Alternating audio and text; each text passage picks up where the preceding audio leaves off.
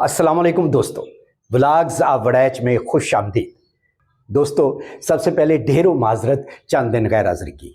दरअसल तबीयत बहुत ज़्यादा ख़राब थी, इसलिए आपके सामने हाजिर नहीं हो सका। तो अब तबीयत बहाल हुई तो मैं भी आ गया।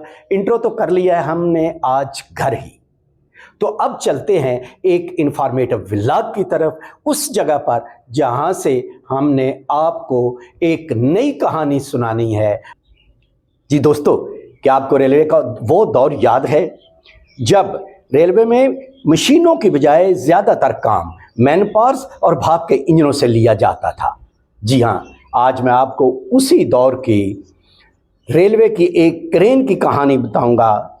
वो क्रेन जिसने ट्रैक मरम्मत करने में रेलवे के इंजीनियर्स की मदद की, और वो क्रेन जिसने भारी गाड़ियों, भारी इंजनों को उठाकर रेलवे ट्रैक पर रखा। तो आज उसी स्टीम क्रेन के माजी के बारे में बात करेंगे, उसकी अहमियत के बारे में बात करेंगे और फिर देखेंगे कि आज वो किस हालत में है। 19वीं सदी में जब रेलवे का निज़ाम तरक्की कर रहा था तो उस वक्त भारी सामान उठाने के लिए क्रेन्स की ज़रूरत महसूस हुई।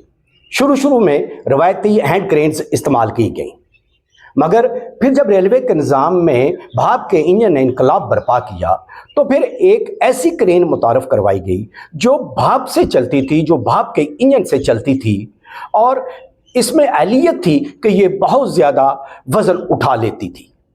ये न सिर्फ भारी सामान को एक जगह से दूसरी जगह मुंतकिली में मदद करती थी, बल्कि जब कोई रेलवे का हादसा हो जाता था, पटड़ी से उतर जाती थी बोगियां, या फिर रेलवे इंजन पटड़ी से उतर जाता था, तो ये वहां पहुंचकर उस रेलवे इंजन को, उन बोगियों को एक तरफ हटाकर रेलवे ट्रैक की मरम्मत में मदद करती थी, और फिर उस इंजन और उन बोगियों को रेलवे ट्रैक पर रखने में मुआवनत करती थी। और फिर सबसे बड़ी इसकी खूबी ये थी कि ये बड़ी आसानी से रेलवे ट्रैक पर चल सकती थी। इसके साथ भी एक बॉयलर होता था जिसमें गर्म पानी डाला जाता था, जिससे भाप पैदा होती थी, और फिर वो भाप जो है वो सिलेंडर के ज़रिए इस क्रेन के मैकेनिकल आर्म को हरकत देती थी, और जिससे वो भारी भारी वज़न जो था वो उठा लेता था, भारी भारी चीज़ इधर से उधर उठाकर वो रख देता था। इस क्रेन के 3 हिस्से होते हैं। तो सबसे पहले हिस्सा मैं आपको दिखाता हूँ जो सबसे ज़्यादा काबिल ज़िक्र है। हाँ जी, ये देखिए, ये है इसका बॉयलर। ये एक इसका अहम तरीन हिस्सा है जिसे बॉयलर कहते हैं।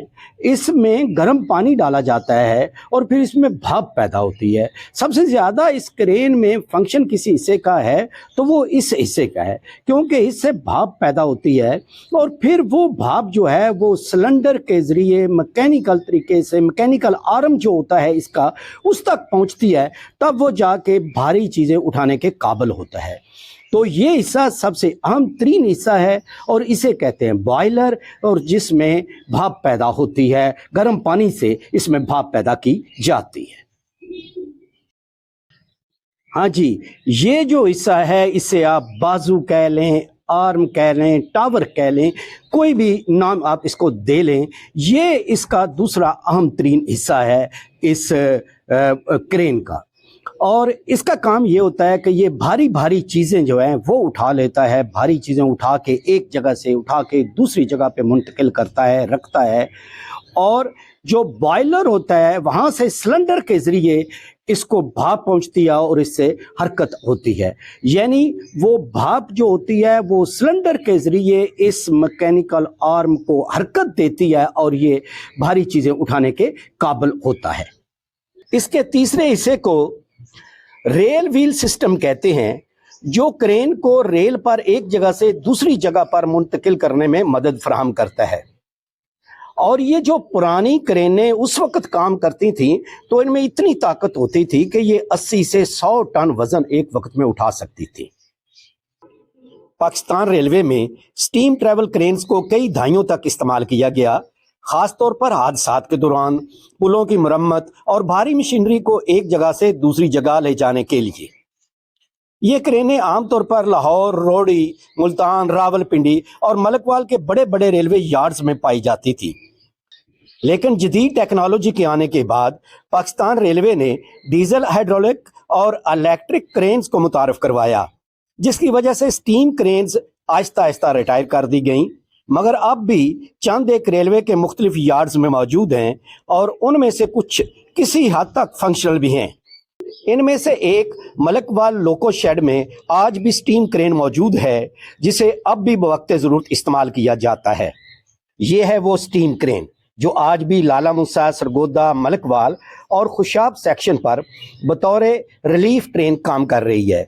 एक वक्त था ये ट्रैवलिंग क्रेन थी, मगर अब इसके लिए लोकोमोटिव की ज़रूरत होती है।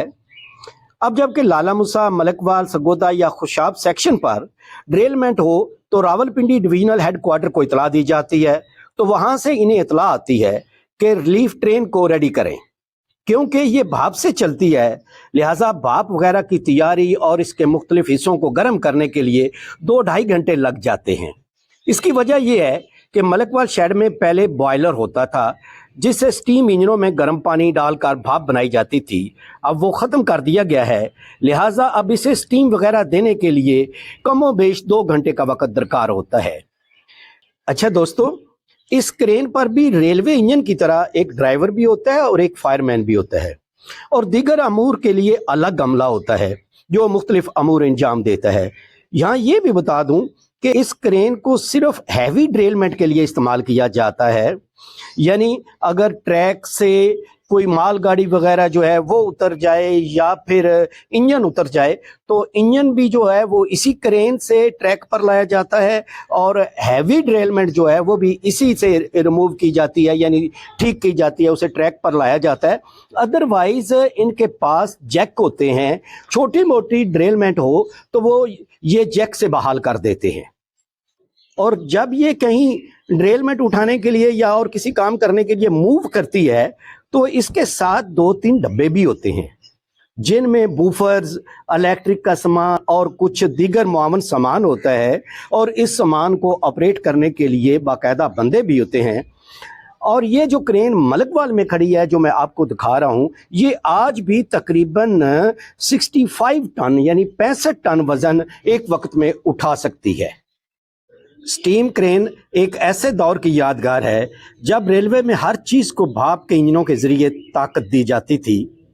आज हम जदीद क्रेनों की तरफ बढ़ चुके हैं, मगर ये स्टीम क्रेनें हमेशा हमारी रेलवे की तारीख का एक सुनहरी बाब रहेंगी। आपको क्या लगता है, क्या पाकिस्तान रेलवे को अपनी इन पुरानी क्रेन्स को बहाल करना चाहिए? अपनी राय हमें कमेंट्स में ज़रूर बताइएगा। जी दोस्तों, इसके साथ ही आज का व्लॉग यहाँ पर ही ख़त्म करते हैं और आपसे चाहते हैं इजाज़त। और आपसे एक रिक्वेस्ट कि अगर आपको व्लॉग पसंद आया है तो फिर इसे लाइक भी करें और दोस्तों में शेयर भी करें।